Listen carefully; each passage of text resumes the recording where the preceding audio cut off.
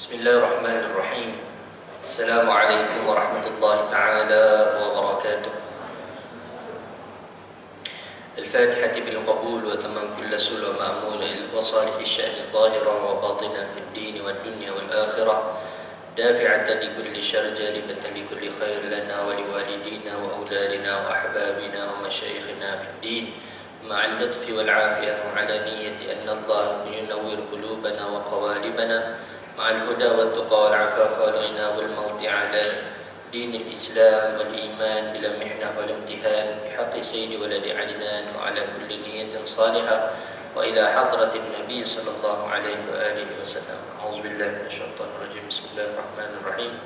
الحمد لله رب العالمين الرحمن الرحيم مالك يوم الدين إياك نعبد وإياك نستعين اهدنا الصراط المستقيم صراط الذين أنعمت عليهم غير المغضوب عليهم ولا الضالين آمين. الحمد لله الذي هدانا لهذا وما كنا لنهتدي لولا أن هدانا الله. اللهم صل وسلم على نور الأنوار وسر الأسرار وترياك الأغيار مفتاح باب اليسار سيدنا مولانا محمد المختار وآله الأطهار وأصحابه الأخيار عدد نعم الله وإفضاله. Amma ba'd, saya muliakan Tuan Imam kita, para AJK, seterusnya tuan-tuan dan puan yang rahmat Allah Subhanahu wa taala.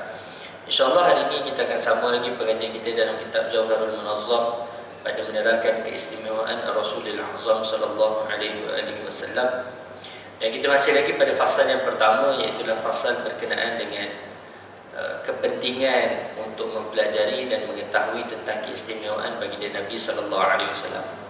Pada pertemuan kita yang lepas kita telah membincangkan tentang kepentingan yang pertama, iaitu kenapa kita perlu tahu tentang Nabi, kerana baginda Nabi ialah wasilah yang penting dalam ubudiyah kita kepada Allah Subhanahu wa taala. Dan juga dengan Nabi lah kita dapat mengenal Allah dan juga mengenal syariat Allah Subhanahu wa taala. Sekarang kita nak masuk kepada kepentingan yang kedua, kata pengarang rahim hafizahullah taala.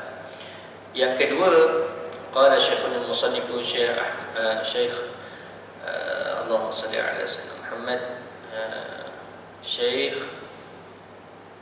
Ibrahim Masran Al-Banjari hafizahullah, wa qala wa nafa'na bihi wa bi'ulumihi fid darain amin. Kedua, akan bertambahlah pengetahuan kita terhadap keagungan Rasulullah sallallahu alaihi wasallam. Baik. Jadi bila kita kenal baginda Nabi, maka akan bertambah keagungan dan bertambahlah keimanan kita terhadap baginda Nabi sallallahu alaihi wasallam. Serta terbitlah kecintaan dan kerinduan yang mendalam terhadapnya. Firman Allah Subhanahu wa taala, "Qul in kana aba'ukum wa abna'ukum wa ikhwanukum وأزواجكم وعشيرتكم وأموال اقترفتموها وتجارة تخشون كسادها ومساكن ترضونها أحب إليكم من الله ورسوله وجهاد في سبيله فتربصوا حتى يأتي الله بأمره والله لا يهدي القوم الفاسقين." Jadi dalam ayat ini Allah Ta'ala memberi kita peringatan, memberi peringatan kepada kita tentang masalah mencintai baginda Nabi SAW. Allah Ta'ala berfirman, maksudnya, mafhumnya, katakanlah wahai Rasul, wahai Nabi Muhammad sallallahu alaihi wasallam, qul in kana aba'ukum, jika ayah-ayah kamu, wa abna'ukum, dan anak-anak kamu, wa ikhwanukum, dan saudara-saudara kamu, wa azwajukum, isteri-isteri kamu atau suami-suami kamu, pasangan.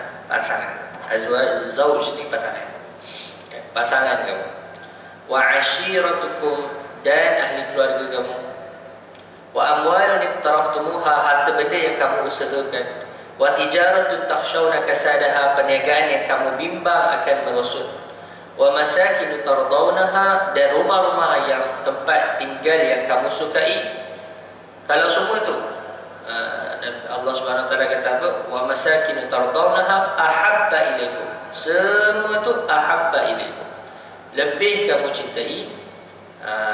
Jika semua itu menjadi perkara-perkara yang kamu cintai lebih daripada Allah dan Rasul, minallahi wa rasulih, wa jihadin fi sabilihi, dan daripada berjihad untuk agamanya, fatarabbasu, maka tunggulah, hatta ya'ti Allah bi amri, sehingga Allah mendatangkan keputusannya kepada kamu.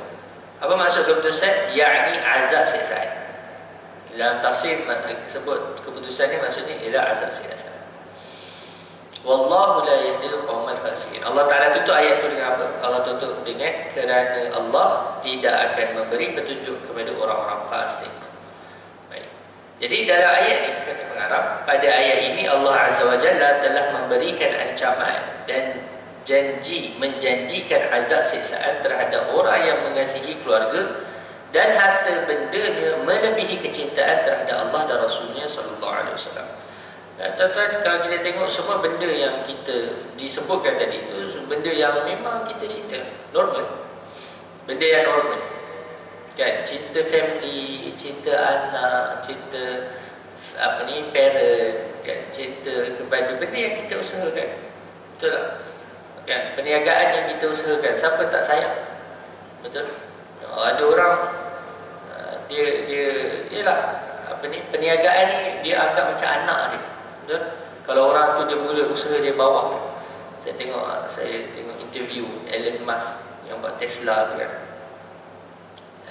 Dia kata waktu tahun, saya tengok tahun berapa, dia dah dalam, ialah dia bukannya terus-terus jadi kaya macam sekarang kan. Dia usahalah, dia nak buat Tesla tu, dia nak buat SpaceX tu kan, nak buat roket. Jadi dia kata dia ada 1 tahun tu duit dia dah tinggal 30 juta, dia kata. Oh, kan, tinggal 30 juta bunyi macam dia ni kan. Tapi lah untuk company besar nak buat kereta, nak buat roket 30 juta ni macam tinggal 30,000 lah kot kan. Saya pun tak tahulah nilai dia tu. Jadi dia kata 30 juta ni dia ada 2 company kan. Dia ada 2 company. Yang mana dua-dua ni macam tengah tak menjadi lah. Projek tak jadi. Jadi dia kata saya ni berbelah bahagi kan. Nak buat macam mana? Adakah nak split kalau saya fokuskan duit ni pada satu company saja, satu company confirm akan mati. Akan terkubur lah. Dan satu ni pun belum tentulah, tapi dia kena fokus lah sikit kan. Tapi kalau saya split, mungkin dua-dua akan mati ya. Maksudnya split, bagi separuh-separuh kan, dua-dua akan mati. Sebab yalah tak cukup dana kan. Tapi dia kata, jadi ketika tu benda, waktu tu dia kata waktu yang dia paling ni lah, paling stres kan dia kata. Dalam masing-masing orang ada benda yang dia stres lain-lain kan. Cuma saya tertarik tu, saya nak sebut apa tu, saya nak kata, dia kata, jadi dia kata bila kita usahakan satu benda ni daripada bawah kan, jadi dia rasa syarikat ni macam anak dia ni. Jadi dia kata, sanggup ke kita tengok anak kita seorang mati? Maksudnya kita okey, kita ada makanan, kita bagi kat makanan ni memang sikit kan, makanan ni memang sikit, kalau banyak tak payah cerita. Tapi makanan ni memang sikit. Kalau kita pecahkan, dia memang sikit lagi. Jadi mungkinlah dia boleh bertahan sekejap, tapi boleh jadi mati juga. Tapi kalau kita letak satu je, kita bagi kat seorang, insyaAllah dia boleh survive mungkin lama sikit. Tapi yang seorang ni confirm mati. Sanggup kita tengok anak kita yang seorang tu mati? Itu kan. Jadi dia kata dia split jugalah. Dan dia kata thankful, maksudnya dua-dua tu berjaya lah. Thankfulnya dua-dua tu berjaya. Tapi ketika tu maksudnya dia tak boleh nak bring dia punya perasaan dia untuk biarkan satu ni terkubur macam tu kan. Dia terpaksa split juga. Perasaan seorang bapa kan dalam perniagaan. Jadi macam tu juga kita kan. Jadi perniagaan ni benda yang kita sayang.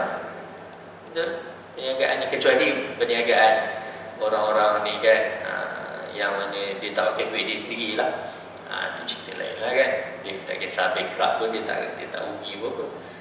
Dia melompat je sana sini kan. Orang macam ni dia tak rasa feel macam mana feel orang yang buat daripada scratch. Betul? Buat daripada scratch. Saya tengok interview dia orang. Yalah, dia kata Elon Musk kata saya mungkin businessman yang paling tahulah tentang hal ehwal kilang ni berbanding mana-mana businessman yang ada dekat dunia sekarang. Sebab mana ada yang duduk kilang kan, tapi dia sebab yalah syarikat buat kereta elektronik semua elektrik ni kan. Dia kata dia memang duduk kat kilang 3 tahun nak bagi jadi. Duduk kat kilang, tidur kat kilang. Mana ada CEO tidur kilang kan? Kalau dia datang pun buatlah lawatan sebulan sekali ke seminggu sekali kan. Mana dia duduk kilang ni memang duduk tidur kat kilang dengan staff-staff nak bagi berjaya. Alhamdulillah saya nak kata apa? Even cinta macam tu pun, kalau dia cinta Allah dan Rasul lebih, maka tunggu azab Allah Ta'ala. Tunggu azab Allah Ta'ala. Saya cinta anak pun, benda baik lah. Saya cinta family pun, benda baik. Tetapi kalau semua itu lebih kita cintai daripada Allah dan Rasul, ada masalah. Ada masalah. Tak boleh, tak boleh. Allah Ta'ala tak izin. Allah Ta'ala tak izin. Kita cinta benda semua tu lebih. Bukan tak boleh cinta, cinta tu lebih. Apa maksud lebih? Kalau kita diberi pilihan, mana yang kita nak dahulukan? Itu kan masalah. Kalau kita diberi pilihan untuk pilih, choose antara Allah dan Rasul dan juga antara anak, nak pilih mana? Nak pilih mana? Kita mungkin akan bagi alasan, tak apalah, saya pilih anak lah, Allah Ta'ala faham. Macam tu pula. Tak, pilihan dia kena pilih Allah Ta'ala. Sebab itu benda ni ditahqiq oleh siapa? Sayyidina Abu Bakar radhiyallahu ta'ala. Sayyidina Abu Bakar kan, ketika mana anak dia, famous kisah, ketika perang Badar, anak dia tak masuk Islam lagi, Abdul Rahman. Sayyidina Abdul Rahman bin Abu Bakar radhiyallahu ta'ala, dia tak masuk Islam lagi. Ketika itu dia bersama orang Quraisy, dia tak nak perang. Kita tahulah, kita baca sirah. Maksudnya seluruh family Sayyidina Abu Bakar ni semua masuk Islam. Hatta bapa-bapa dia pun masuk Islam kan? Bapa dia, anak dia, semua masuk Islam. Cumanya ada seorang anak dia, Abdul Rahman ni, time tu tak masuk Islam lagi. Dan dia pun tak nak perang. Sebenarnya ramai yang kat perang Badar tu tak nak pergi perang. Ramai yang dalam perang Badar tu tak nak pergi perang, tapi dia orang ni dipaksa. Dia tak suka pun. Sebab dia orang pun tak, waktu Nabi SAW, dia mungkin tak minat lah nak masuk Islam ni. Tapi dia orang pun tak adalah nak cakap dua orang. Betul? Kan? Cuma dia just tak nak masuk Islam. Jadi kita kena faham, orang kafir Quraisy ni dia ada banyak jenis. Dia at least ada dua lah. Dia ada yang orang kafir, yang kafir biasa-biasa je. Maksudnya kafir tu sebab dia okey kan, tak apalah Islam, okey tak apalah kan, aku dengan agama lama lah. Itu satu. Yang ni dia ada harapan untuk masuk Islam. Ataupun dia mungkinlah dia menentang, tetapi dia punya penentangan tu sebab dia rasa ada ketidakadilan, ataupun dia rasa Islam ni macam memecah belah bawang. Itu perasaan. Sayyidina Umar semua rasa macam tu. Sayyidina Khalid Al-Walid, dia orang ni bukan lawan Islam sebab memang nak lawan Islam, tak. Dia lawan tu sebab dia rasa ada benda yang something wrong. Something wrong. Jadi dia nak menegakkan keadilan di sisi pandangan dia. Di sisi pandangan dia. Tapi ada satu lagi kumpulan yang ini Allah Ta'ala sebut spesifik dalam Quran. Golongan apa? Mustahzi'in. Golongan mustahzi'un ini, mereka ini ialah orang yang mempersendakan Nabi SAW. Memperolok-olokkan Nabi. Dia suka apa? Dia suka itulah. Dia suka mempermainkan Nabi kan, dan macam-macam inat. Dia ni degil. Itu masalah. Degil. Jadi mustahzi'in ni seorang pun tak ada yang masuk Islam. So mustahzi'in ni, golongan mustahzi'in ni seorang pun tak ada yang masuk Islam. Di kalangan kafir Quraisy, dia seorang pun tak masuk Islam. Dan kebanyakannya mati ketika perang Badar.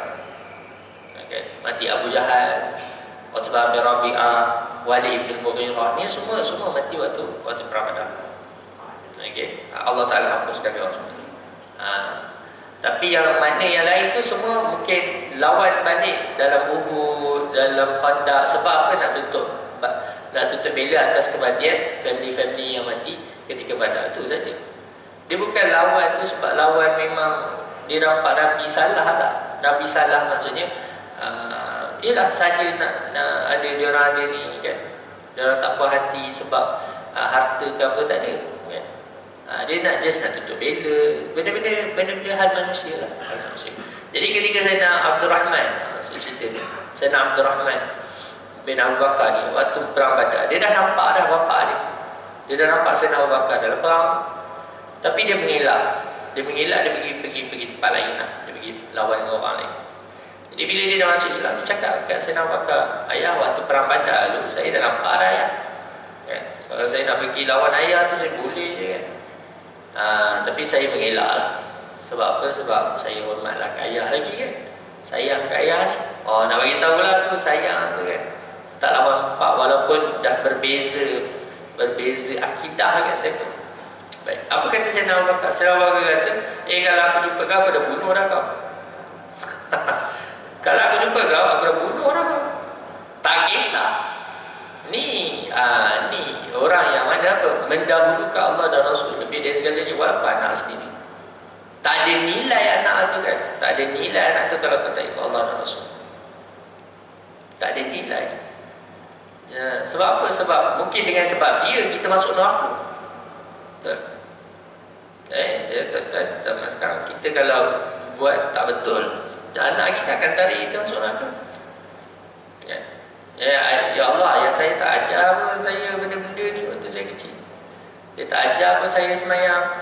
Dia tak kejut pun saya bangun subuh. Dia tak suruh pun saya tutup aurat betul-betul. Dia bagi je saya keluar kan, dengan siapa-siapa. Dia tak bagi pun saya nama yang betul, nama yang baik. Itu semua dia kalau dia nak kena masuk neraka, dia akan tarik semua orang pun untuk masuk neraka sekali. Dia tu memang perangai manusia. Betul? Perangai manusia ni ke akhirat. Hatta dengan ahli keluarga, hatta bini kita, hatta suami kita. Hatta kita kan, bini kita pun akan tarik kita masuk neraka kalau dia kena masuk neraka. Yang suami pun kalau kena masuk neraka, dia akan tarik bini dia juga masuk neraka. Semua. Dia tak akan lepas. Selagi dia, kalau dia selamat, dia naklah orang lain selamat. Tapi kalau dia tak selamat, dia nak tarik orang lain juga. Memang itu sifat manusia. Kita ingat nak selamatkan diri ni kat dunia juga. Kat dunia kan, kalau kat office bos nak marah, kita akan cari apa? Scapegoat kan. Kita akan cari kambing hitam. Siapa kita nak kambing hitam kan? Kat akhirat sama. Kat akhirat sama. Exactly sama. Kita akan cari siapa. Sebab tu kan, kita kata apa? Hubungan. Nabi kata hubungan darah ni akan terputus ke akhirat, kecuali hubungan darah yang kita sertakan dengan hubungan ketakwaan, keimanan. Kan? Ya, family, tetapi kita didik family kita dengan agama. Family kita pegang ni atas dasar takwa kepada Allah Subhanahu Wa Taala, atas dasar sunnah Nabi sallallahu alaihi wasallam. Barulah family itu yang akan berjaya ke akhirat, yang saling menarik masuk syurga. Bukan saling nak tolak-tolak masuk neraka. Kan, ya Allah, suami saya tak pernah pun ajar saya benda-benda ni fardu ain. Kan? Saya bila mengajar makcik-makcik muslimat kan, saya kata, bila makcik-makcik kan, ini benda ni sepatutnya suami lah kena ajar. Kalau kita baca dalam kitab Muhimmah fi ilmi hadis kan, kitab famous lah, kitab Jawi. Betul? Kitab Muhimmah fi ilmi hadis. Kalau kat kampung-kampung lu selalu baca. Kitab pasal apa? Kitab pasal hak-hak suami, hak-hak isteri. Tanggungjawab suami, tanggungjawab isteri. Betul?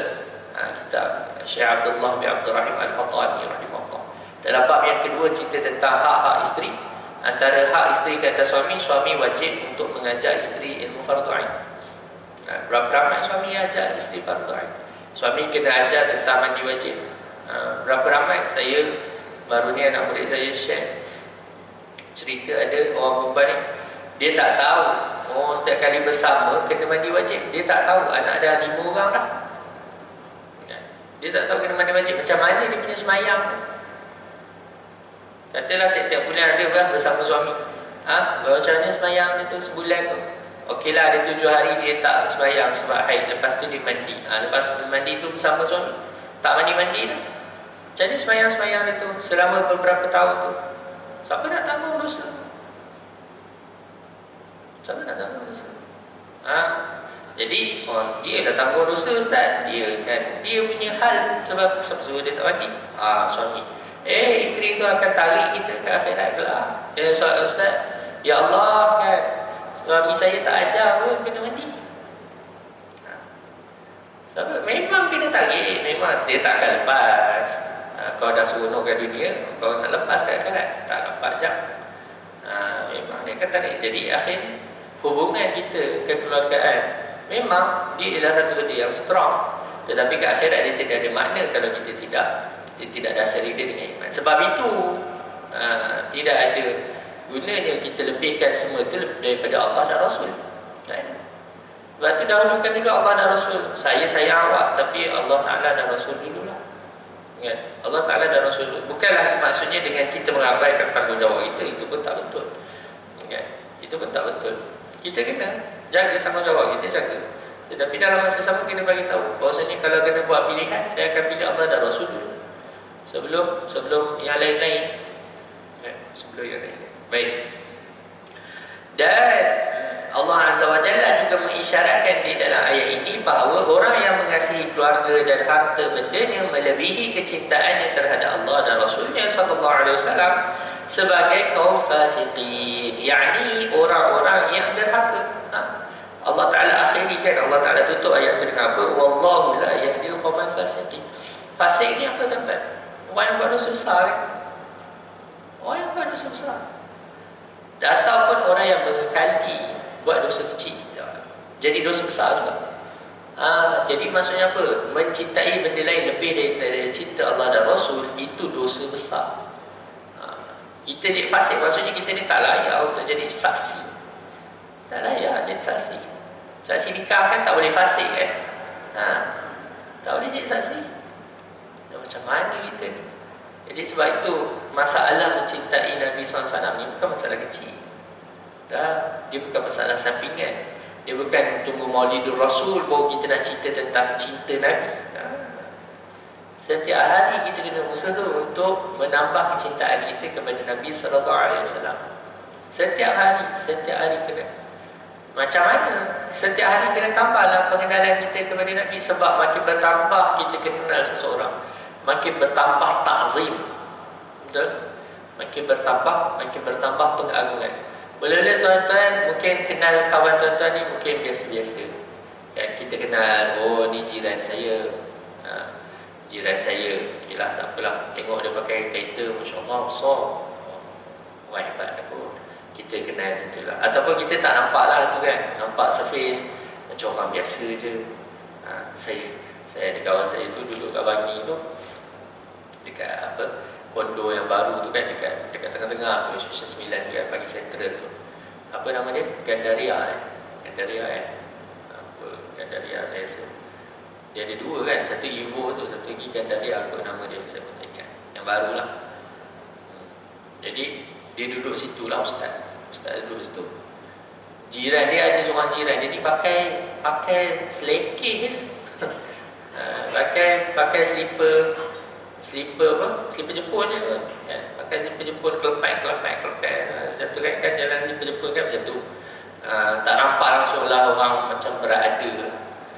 Tapi bila sembang kenal, oh dia rupanya ada 10 ke rumah tu, direct tu rumah dia. Sedek berapa 10.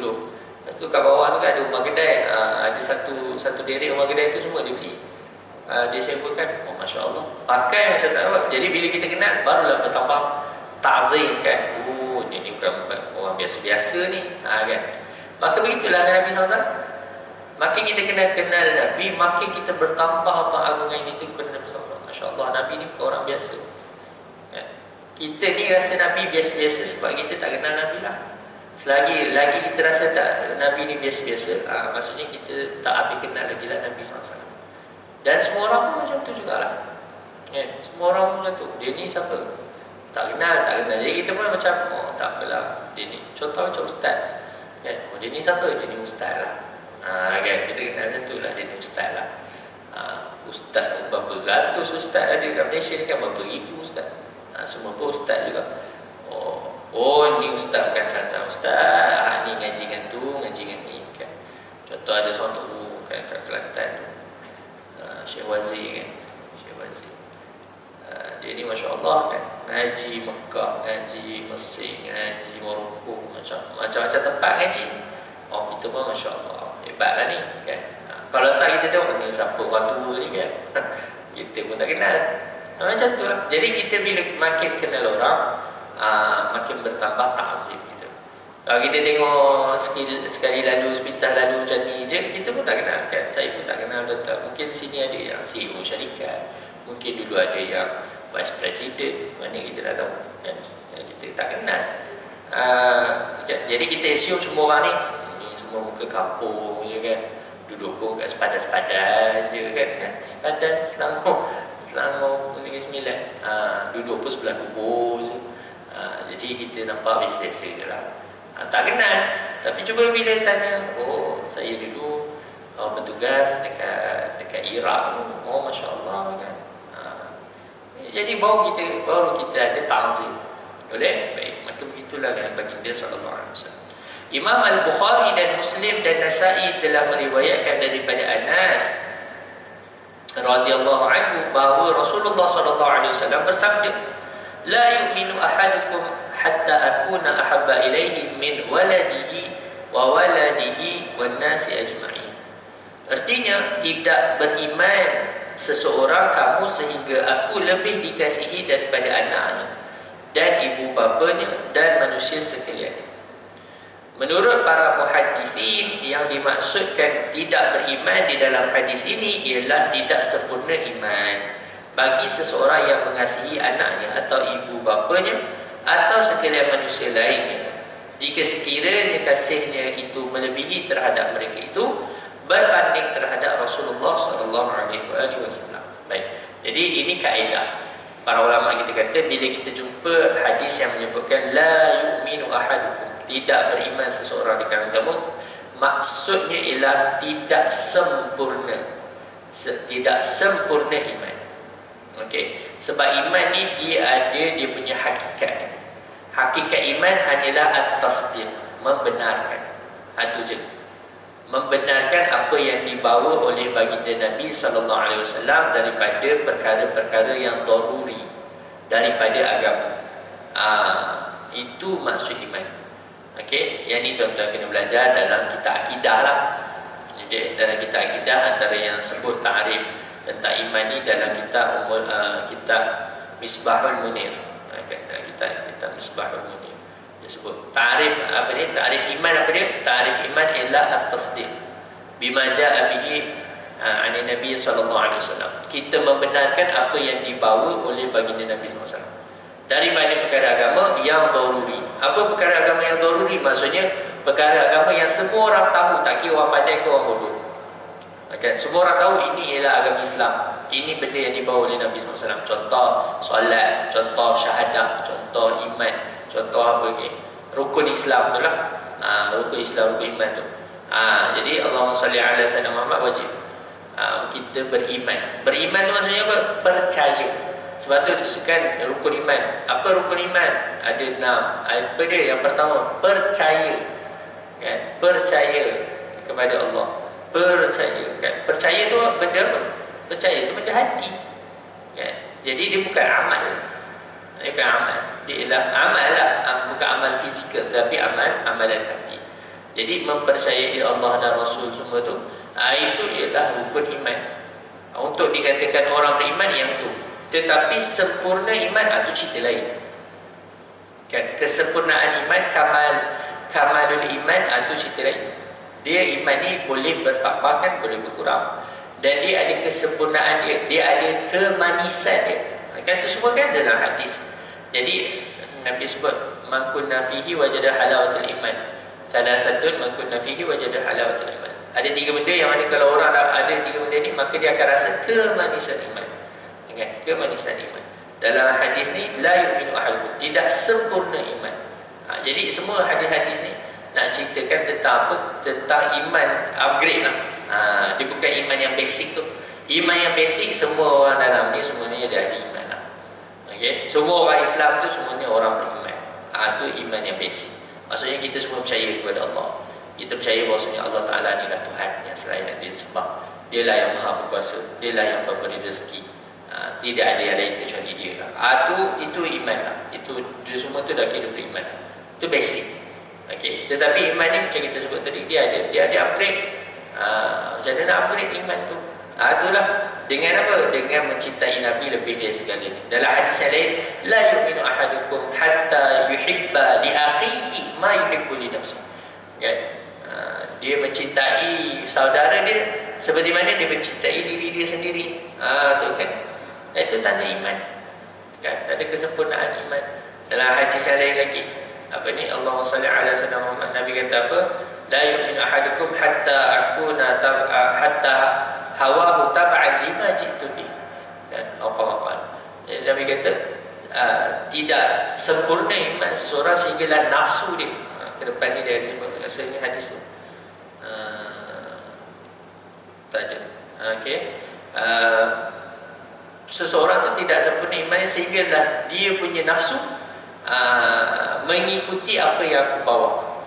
Maksudnya kita punya nafsu ni, kecenderungan asal dia, nafsu amarah itu ni, dia punya kecenderungan dia ialah mukhalafah dengan syariah. Itu memang, iaitu menyalahi syariat. Ya. Dia kecuali orang yang Allah Ta'ala beri taufik lah, daripada kecil memang dia tak suka buat maksiat. Tu ada. Ya, daripada kecil ni dah jadi wali. Ada. Ya, Imam Nawawi rahimahullah. Daripada kecil dia tak suka main. Daripada kecil dia belajar, tak pernah main. Ya, jadi ada ulama tengok dia waktu kecil, kawan-kawan dia main tu, dia tak main. Kawan-kawan dia ajak dia main, dia tak nak. Kawan-kawan dia paksa main, dia menangis. Menangis sebab kena paksa main. Ui lah itu. Anak kita menangis sebab tak boleh main kan. Kita pun dulu menangis sebab tak boleh keluar pergi main kat padang. Tu kita lah, kita ni memang macam tu. Nak buat macam ni sebab tu tak jadi wali. Kan? Tapi Imam Nawawi daripada kecil dia tak nak main. Kawan-kawan dia semua main, dia duduk tepi baca Quran, hafal Quran. Duduk tepi. Dan dia pergilah agak-agak padang kan, tapi dia tak main lah. Dia pergi baca Quran, hafal Quran, hafal ilmu. Sebab tu Imam Nawawi ni jadi ulama besar dan wali min awliyaillah salihin. Jelas lah, karamah dia tu jelas. Karamah tak payah cerita karamah dia waktu dia hidup tu. Karamah dia sekarang ni apa dia? Kitab-kitab dia. Kitab-kitab dia ni dibaca oleh semua golongan. Tak kisah golongan Ahli Sunnah, golongan Salafiyah, dan semua orang semua baca kitab dia. Tak ada seorang pun yang tak baca kitab Imam Nawawi. Dalam fiqh, dalam hadis, dalam apa semua bagai yang Imam Nawawi tulis semuanya orang baca. Dan semua kitab dia tu jadi umdah. Ya, semua kitab. Saya tengok kat darat tu ada kitab Al-Azkar. Kan, kitab Riyadhus Shalihin tu semua orang baca. Kan, semua orang baca. Yang Syarah Sahih Muslim ni semua ulama baca. Tak kisah walaupun ulama tu bukan mazhab Syafi'i pun akan baca juga kitab Imam Nawawi. Imam Nawawi ni nama dia disebut dalam semua kitab lah. Almost dalam semua kitab disebutkan. Kecuali mungkinlah kitab Mantiq, adalah cerita tentang pendapat dia, ataupun mungkin kitab Nahwu Saraf tu kita adalah. Okey, kitab bahasa. Tetapi dia pun orang yang kuat bahasa kan. Dia ada kitab dia Asma' wal Lughat kan, tahzib Asma' wal Lughat dan sebagainya. Okey, jadi nak kata apa? Keberkatan. Baik. Kemudian dia kata, maka di sini Allah Azza wa Jalla telah menetapkan bahawa kasih dan cinta terhadap Rasulullah sallallahu alaihi wasallam yang melebihi cinta terhadap segala makhluknya sebagai penyempurnaan keimanan bagi setiap hamba-Nya. Dan ini juga menunjukkan atas ketinggian dan keagungan Rasulullah sallallahu alaihi wasallam. Satu hadis lagi, Imam Al-Bukhari meriwayatkan dalam As-Sahih daripada Abdullah bin Hisham radhiyallahu taala anhu, dia berkata, Abdullah kata, kunna ma'an Nabi sallallahu alaihi wasallam wa huwa akhidun bi yadi Umar bin Khattab radhiyallahu taala. Faqala lahu Umar, ya Rasulullah, la anta ahabbu ilayya min kulli shay'in illa min nafsi. فقال النبي صلى الله عليه وسلم لا والذي نفسي بيده حتى أكون أحب إليك من نفسك. فقال له عمر فإنه الآن والله لا أنت أحب إلي من نفسي. فقال النبي صلى الله عليه وآله وسلم الآن يا عمر. Ini hadis ini sangat menarik. Okey, hadis ini sangat menarik. So adalah hadis sebelum ini disebutkan tidak sempurna iman seseorang sehinggalah aku ni dia cintai lebih daripada anak dia, lebih daripada bapa dia, lebih daripada semua manusia. Tapi di situ menunjukkan apa? Menunjukkan seolah-olah maksudnya kita boleh cinta diri kita lebih lah. Okay. Sebab manusia ni macam mana pun kita kena terima bahawasanya dia mencintai diri dia lebih dari orang lain. Apa buktinya? Kita tak perlu nak Ini ialah human nature lah, human nature. Kan? Human nature. Tak kisah lelaki atau perempuan. Kan? Kita memang sayang anak kita, tapi kita lebih sayang diri kita. Kita memang sayang pasangan kita, tapi sebenarnya kita lebih sayang diri kita sendiri. Apa buktinya? Contoh bila kita letih, kan? Kita letih, kita nak rehat, kan? Anak kita datang, mak, lapar lah. Tunggu lah mak, letih ni, nak tidur dulu. Kenapa macam tu? Sebab kita sayang diri kita lah. Kalau betul kita memang sayang anak kita betul, kita akan bangun juga. Ya, kita akan bangun. Betul. Begitu juga kita kan, suami kan, laki sama je. Kenapa ada waktu saya ni me time, kan? Orang sekarang kan dia selalu suka me time, masa untuk diri saya sendiri. Kenapa ada me time? Maksudnya dia cinta diri dia lah, dia tak nak orang lain kacau. Maksudnya orang lain tu lebih bawah daripada dia. Kalau orang tu lebih atas daripada dia, seketika mana contoh orang bercinta, kenapa dia sanggup buat macam-macam? Sebab ketika itu dia mencintai orang tu lebih daripada diri dia sendirilah. Sebab itulah keluar ibarat-ibarat lautan api sanggup kurenangi, kan? Kenapa keluar macam tu? Sebab ketika itu dia rasa dia memang sayanglah lebih daripada diri dia sendiri. Memang, kan? Memang. Ya? Hatta kalau dia tengok anak dia kesakitan ataupun dia tengok anak dia nak kena accident ke apa, dia akan sanggup lah untuk selamatkan anak dia tu. Tapi ada masa dia tak nak, kan? Saya dah letih, kan? Dah letih dah ni, pergi kerja apa semua, kan? So kena faham lah, saya punya masa untuk rehat, kan? Maksudnya dia sayang diri dia lah. Kalau dia memang pure sayang orang lain lebih daripada dia akan dahulukan orang lain daripada diri dia sendiri. Memang macam tu. Okay? Memang macam tu. Jadi macam mana dengan Nabi SAW? Maka Nabi ajar kepada Sayyidina Umar. Ini kata Sayyidina, ini hadis terakhir lah kita baca ini, daripada Sayyidina Abdullah bin Hisham. Dia kata apa? Adalah kami bersama Nabi SAW, dan baginda memegang tangan Sayyidina Umar Al-Khattab, Sayyidina Umar bin Khattab. Lalu Umar berkata kepada baginda SAW, demi Allah, engkau lebih aku kasihi daripada segala-galanya, melainkan daripada jiwaku, daripada diri aku sendiri. Maka bersabda Nabi SAW, tidak demi jiwa kau, demi jiwaku, demi jiwaku yang berada di dalam kekuasaan Allah, sehinggalah aku engkau cintai daripada dirimu. Lalu berkata Umar radhiyallahu anhu, sesungguhnya sekarang demi Allah engkau lebih aku kasihi daripada diriku. Maka bersabda Nabi SAW, sekarang telah engkau mengetahui hakikatnya, dan telah engkau ucapkan apa yang wajib ke atas engkau, wahai Umar.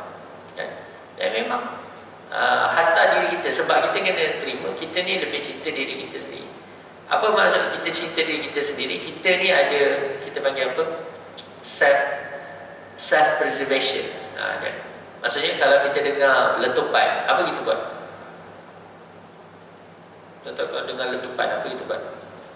Larilah, kan? Larilah. Kita lari menuju ke arah letupan juga, kita lari sebaliknya. Human nature akan lari sebaliknya. Betul? Kita dengar bunyi tembakan, kita akan lari. Kan? Dengar. Kita tengok orang bila, kan? Kenapa orang kelam kabut bila dengar ni? Sebab kita ada self preservation.